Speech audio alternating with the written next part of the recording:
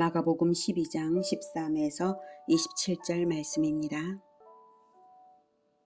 그들이 예수의 말씀을 책잡으려 하여 바리새인과 헤롯 땅 중에서 사람을 보내매 와서 이르되 선생님이여, 우리가 아노니 당신은 참되시고 아무도 꺼리는 일이 없으시니 이는 사람을 외모로 보지 않고 오직 진리로서 하나님의 도를 가르치심이니이다.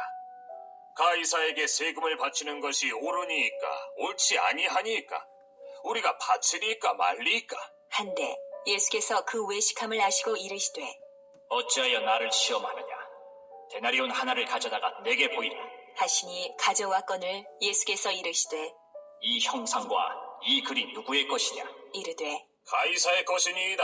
이에 예수께서 이르시되 가이사의 것은 가이사에게, 하나님의 것은 하나님께 바치라. 하시니 그들이 예수께 대하여 매우 놀랍게 여기더라. 사랑하는 형제 여러분, 4월 12일 화요일 고난주간 저녁 묵상에 오신 것을 환영합니다. 예수님께서 유월절 양으로서 언약의 피를 뿌리시기 위하여 일요일에 예루살렘에 입성하시고요. 월요일에 성전 권력의 타락을 꾸짖으셨습니다. 그랬기 때문에 성전 권력을 쥔 자들이 예수님을 죽이려고 모의를 했습니다. 그래서 오늘 화요일부터 진리 논쟁이 성전 권력과 예수님 사이에 벌어졌고 가장 많은 행적이 남았습니다. 이렇게 순서대로 진행이 된 것은 이렇게 되었는데요. 여기 무화과 고사 교훈과 권위 도전을 받으신 것, 악한 포도원 농부 비유까지 오늘 아침 묵상에서 올려드렸고요. 이제 오늘 저녁 묵상으로는 세금 논쟁과 부활 논쟁을 보도록 하겠습니다. 이 검정글씨 부분까지, 과부의 헌금 칭찬까지가 성전에서 있었던 일이고요. 가장 큰 계명에 대한 질문이 들어왔었죠. 그 다음 다윗의 주가 바로 다윗의 자손이다 하는 말씀하셨고요. 서기관의 외식을 삼가라 가르치셨고, 과부의 헌금 칭찬까지 성전에서 있었던 일입니다. 그리고 이 보라색 부분, 성전에서 나가셔서 돌아가시는 길에 감람산에서 성전을 바라보면서 가르치신 부분이 성전 파괴에 관한 예언입니다. 재난의 징조 알려주시고 가장 큰 환란인, 그리고 재림 예언, 그리고 무화과 교훈까지를 알려주십니다.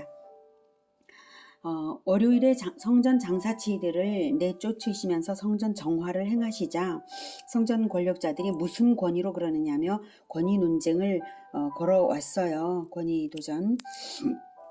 그래서 악한 포도원 비유로서 응답을 하셨는데요. 탐심으로 포도원 주인의 아들까지 죽이는 악한 농부들처럼 성전의 주인이신 하나님의 뜻에 대항하여서 오히려 하나님의 아들을 죽이려 하는 그들이 심판을 당할 것을 비유로 말씀을 하셨습니다. 무슨 권위로냐는 질문에 관리자일 뿐인 그들이 주권자 행세를 하는 것이 잘못인 것을 나타내셨고요. 그들이 죽이고자 하는 분 예수님이 바로 주권자 하나님의 아들이신 것을 나타내신 비유, 그것이 바로 악한 포도원 농부 비유입니다. 그래서 그들은 대중 앞에서 그 포도원 농부 비유를 들었기 때문에 자리를 대중 앞에서는 피하고요. 다른 사람들을 보내서 예수님을 흠집내려고 다른 논쟁들을 걸어옵니다. 이번 묵상에서 볼 세금 논쟁, 부활 논쟁 보도록 하겠습니다. 13절. 그들이 예수의 말씀을 책잡으려 하여 바리새인과 헤롯 땅 중에서 사람을 보내매. 바리새인들은 율법주의자들이고요. 헤롯 땅은 헤롯 왕의 정파인데요. 세금 논쟁을 들고 오며 헤롯 땅을 데려온 것은 고발할 기회도 얻고 시험하기 위해서 그런 것입니다. 와서 이르되 14절 와서 이르되 선생님이여, 우리가 아노니 당신은 참되시고 아무도 꺼리는 일이 없으시니 시험에 빠뜨리려고 헤롯 땅을 데려왔으면서 말하는 것이 아주 가식적이죠. 와서 이제 말을 합니다. 이는 사람을 외모로 보지 않고 오직 진리로서 하나님의 도를 가르치심이니이다. 이런 말로 예수님을 유도해서 우쭐거리게 할 수 있다고 여겨서 이런 말을 하고 있습니다. 가이사에게 세금을 바치는 것이 옳으니까 옳지 아니하니까, 우리가 바치리까 말리까 한데, 네. 이 질문은 바치라고 대답을 하든 바치지 말라고 대답을 하든 시험에 걸려들게 되는 질문입니다. 바치라고 하면 친로마파라고 대중이 등을 돌릴 것이니까 바리새인들이 원하는 바가 바로 그것이고요. 바치지 말라고 하면 정치적으로 고발할 기회를 포착하게 되는 것이죠. 그래서 헤롯 땅을 데려온 거고요. 예수께서 그 외식함을 아시고, 예수께서 그 외식함을 아시고 이르시되 어찌하여 나를 시험하느냐?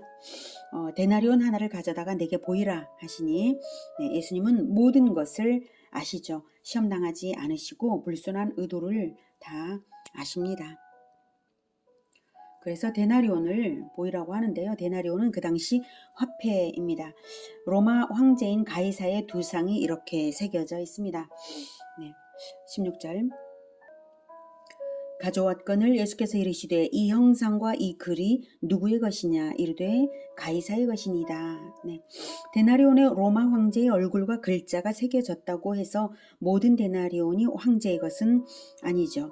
화폐 제도를 황제가 만들었을 뿐이죠. 또는 그 화폐를 주조하는 권한을 가졌을 뿐입니다.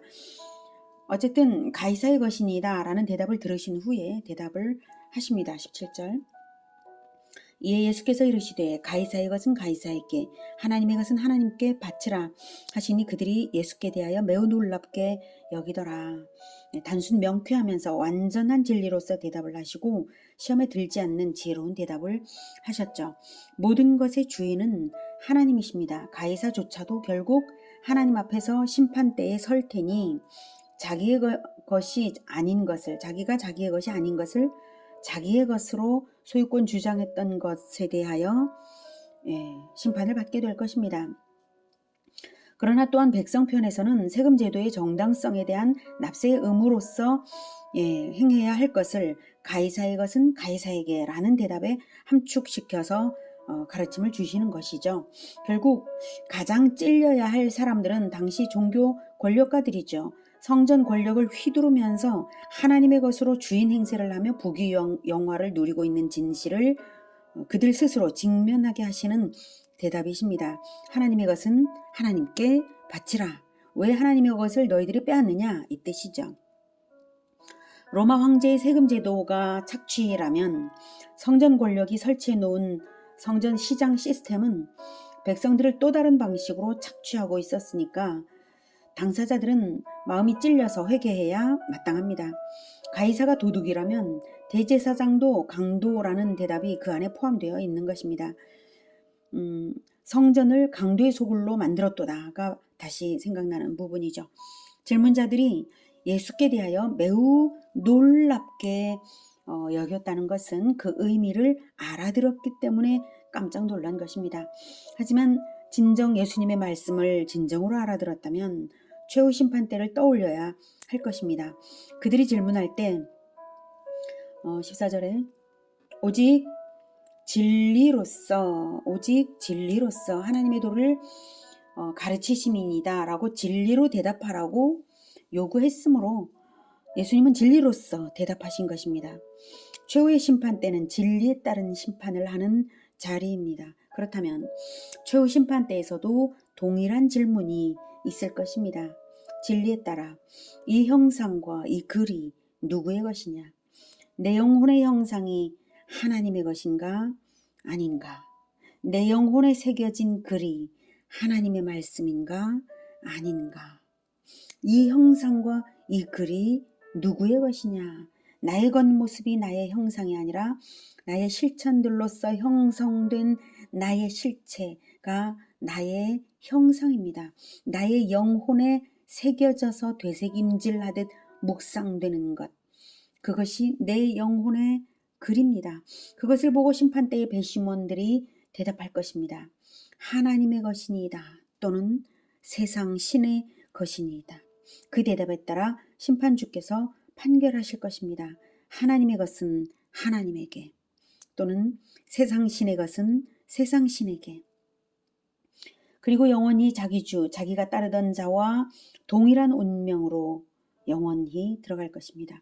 우리 모두의 영혼에 오직 하나님의 글이 새겨지고 오직 하나님의 형상으로 재창조되는 인생 되기를 축복합니다.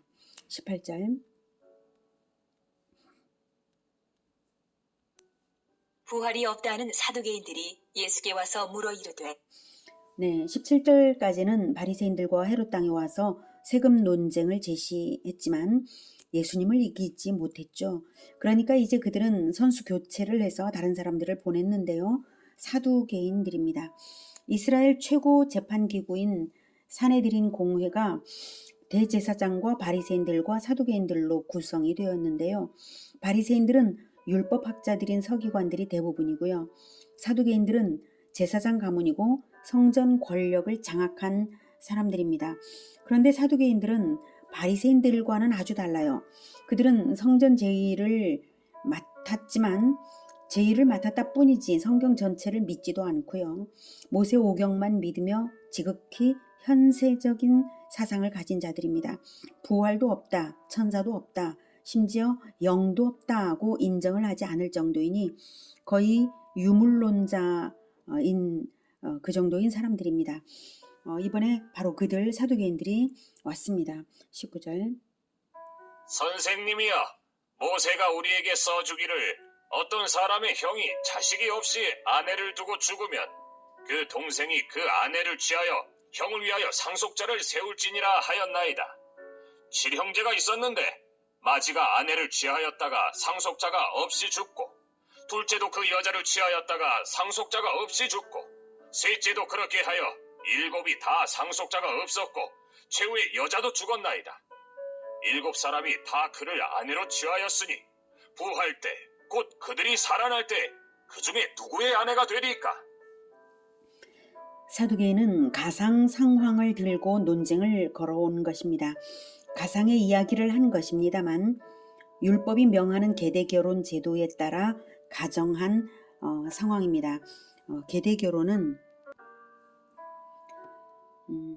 형제가 자식 없이 죽었을 때에 형제 가문의 대를 잇게 할 목적으로 형수를 아내로 맞이하는 것입니다.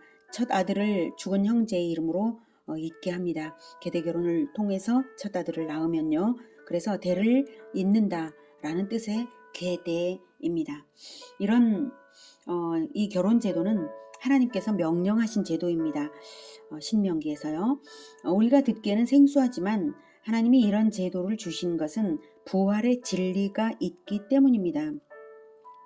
현세적으로도요, 과부가 된 형수는 보호가 필요하죠. 그래서 여성 인권을 위한 좋은 제도이기도 이제 합니다만 본질은 여성 인권보다도 더 중요한 본질은 말 그대로 대를 잇는 것이 1차적 목적이고 그것은 진리를 반영한 것입니다.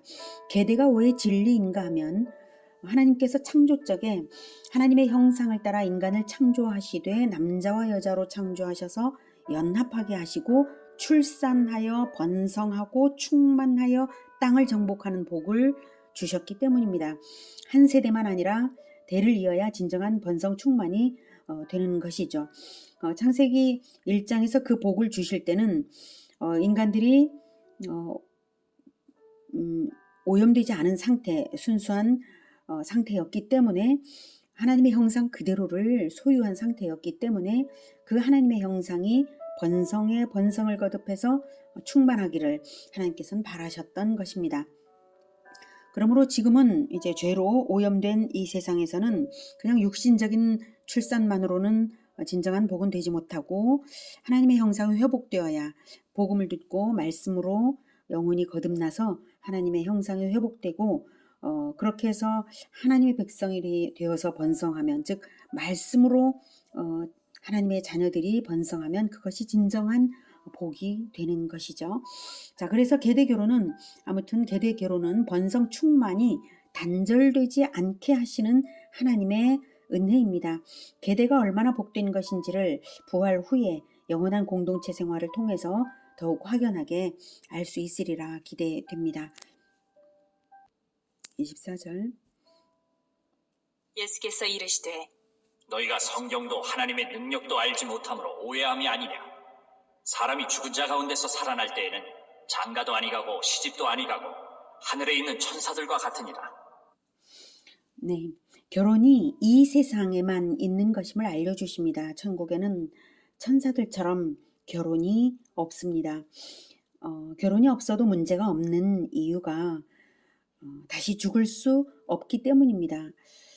이 세상에서는 유한한 육신의 때를 살기 때문에 보존과 번성을 위한 창조의 법칙으로 결혼을 주신 것이었습니다. 또한 주 안에서 결혼한 자들은 출산을 통해서 영원한 공동체가 번성하는 것이고요. 그것이 복이죠. 고린도전서 15장 44절에서는 육의 몸으로 심고 신령한 몸으로 다시 살아나나니 육의 몸이 있은즉 영의 몸도 있느니라 라고 했습니다. 우리가 지금 사는 세상은 육의 몸으로 살고 부활하면 영의 몸으로 살아가는 새로운 차원의 세상입니다. 완전히 차원이 다른 세계인 새하늘과 새 땅이 이 세상과 연관이 있는 점은 이 세상에서의 생명의 결실이 거기에 들어가는 것이기 때문이죠. 그 들어가는 결실은 하나님의 자녀들입니다. 이 세상에서부터 하나님의 자녀가 된 자는 내세의 천국으로 부활체의 세상으로 들어갑니다. 오직 하나님의 자녀들만 부활체의 세상에 들어가는데요. 그 세계에 들어갔다고 생각해 보십시오. 들어가 보니까 자기를 하나님의 자녀로 태어나게 한 조상이 있을 것입니다. 그리고 내가 낳은 영적 후손도 이어서 내 뒤를 이어서 거기로 들어올 것입니다. 그렇게 계보를 중심으로 천국 공동체를 이루어갈 것입니다. 바로 그 질서가 잡혀 있는 것을 비로소 천국에서 보게 될 것입니다. 그때 비로소 그 천국 공동체의 부유함이 어떤 것인지를 실감하고 알게 되는 것이죠. 크거나 작은 차이를 거기서 발견하게 될 것입니다. 그러면 계대를 한 계보와 대가 끊긴 계보가 있다면 그 부유함이 현격한 차이가 있을 것이고요. 출산도 죽음도 없는 그 세상은 이 세상에서 지금 우리가 땅을 딛고 살아가는 이 세상에서 조성한 대로 그 차이 그대로 영원히 갈 것입니다. 그러니 계대는 축복의 통로인 것이죠. 결혼을 하는 당사자들만 아니라 그 계보에 속한 공동체 전체의 영원한 복락의 크기를 좌우하는 문제가 바로 계대입니다. 그래서 하나님은 계대 결혼을 율법에 명시하여 명령하신 것이죠. 그러므로 계대 결혼 제도야말로 부활의 진리를 깨닫게 하는 율법입니다. 그런데 사두개인들은 율법의 계대 결혼 제도를 근거로 들면서 부활이 없다 하고 주장한 것인데요. 저 세상의 차원과 이 세상의 차원이 똑같을 줄로 생각한 어리석음 때문에 그런 주장을 한 것입니다. 그렇다면 부활이 정말로 근거가 있느냐고, 성경 어디에 부활이 나왔냐고 그 사두개인들은 물을 수 있을 것입니다. 성경에 많이 나왔습니다만 사두개인들은 오직 모세오경만 인정을 하니까 예수님은 모세오경에서 근거를 들어서 말씀을 하십니다. 26절. 죽은 자가 살아난다는 것을 말할진대 너희가 모세의 책 중 가시나무 떨기에 관한 글에 하나님께서 모세에게 이르시되 나는 아브라함의 하나님이요 이삭의 하나님이요 야곱의 하나님이로라 하신 말씀을 읽어보지 못하였느냐. 하나님은 죽은 자의 하나님이 아니요 산 자의 하나님이시라. 너희가 크게 오해하였도다 하시니라. 26절은 출애굽기 3장 6절의 인용입니다. 출애굽기 3장 6절에 나는 내 조상의 하나님이니 아브라함의 하나님, 이삭의 하나님, 야곱의 하나님이니라 이렇게 했거든요. 여기서 이 말씀은 원어상 현재 시제입니다. 야곱의 하나님이니라. 즉 나는 내 조상의 하나님이었고가 아니라 내 조상의 하나님으로 지금도 계속 있다. 이런 뜻으로 말씀하신 것이죠. 지금도 아브라함, 이삭, 야곱이 내 백성으로 내 옆에 현존한다 이거죠. 나는 현재 그들의 하나님이다 이 말씀입니다. 눈앞에만 없다 뿐이지 조상들은 하나님과 함께 현존하고 있는 것입니다. 시간상 멀리 떨어진 조상과 후손이 함께 하나님 곁에 있는 것입니다. 그러므로 하나님은 죽은 자의 하나님이 아니요 산 자의 하나님이신 것입니다. 그들은 다 산자들입니다. 그러므로 최종 부활의 때가 있는 것이 진실이고요. 마침내 천국이 완성되는 부활의 때를 우리는 기다리고 있는 것입니다. 그러므로 부활이 결코 못 믿을 일이 아니라는 것을 모세오경에서 근거를 들어 말씀하셨습니다. 오늘은 사두개인들의 부활 논쟁을 계기로 번성이 복이 되는 진리를 알게 되었습니다. 현세에서 대를 이어 번성하면 부활 세상의 복락도 더 커지는 것을 알게 되었습니다. 그것이 육신적으로 대를 잇는 것이겠습니까? 아니죠. 율법은 하나님의 자녀가 대를 잇는 것을 말한 것입니다. 제자화를 말씀하신 것입니다. 하나님의 자녀는 오직 하나님의 진리의 말씀으로 나아지는 것입니다. 예수님은 결혼을 하지 않으셨고 복음의 말씀으로 12제자를 낳으셨고 지금까지 역사 속에서 번성하고 있습니다. 사도 바울은 말하기를 고린도전서 4장 15절에 그리스도 안에서 1만 스승이 있으되 아버지는 많지 아니하니 그리스도 예수 안에서 내가 복음으로써 너희를 낳았음이라. 복음으로써 너희를 낳았음이라. 복음으로써 생명을 얻고 복음을 전함으로써 영적인 후손을 출산하는 것입니다. 그리고 영적인 후손이 다시 영적인 후손을 낳는 자가 되도록 가르치는 것이 제자화입니다. 복음으로써 하나님 자녀로 태어남으로 복음으로써 새하늘과 새 땅의 상속자가 되는 것입니다.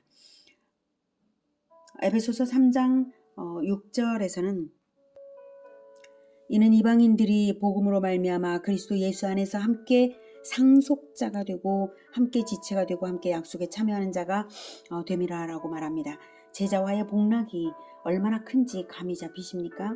영원한 나라를 상속받는 것이고 그 상속분은 제자화를 위한 십자가를 질 때 더욱 커질 것입니다. 그래서 이방인들이 온 세계의 이방인들이 함께 그리스도 안에서 함께 상속자가 되는 것은 그만큼 제자화의 크기가 커질 수 있다는 큰 장을 열어주신 것입니다. 부활이 있기 때문에 우리는 복음화 제자화의 온 인생을 다 걸어도 아깝지 않은 것입니다. 우리를 부활의 자녀로 태어나도록 생명의 씨앗이 되어주신 예수님께서 첫 부활을 시작하셨습니다. 우리를 그리스도 안에서 부활의 자녀로 받아주신 하나님께 찬양합니다. 복음화 제자화에 더욱 열심을 내어서 더욱 번성하여서 충만하게 영생 복락을 상속받는 우리 모두가 되기를 축복합니다. 기도하겠습니다. 하나님, 하나님의 것은 하나님에게, 가이사의 것은 가이사에게,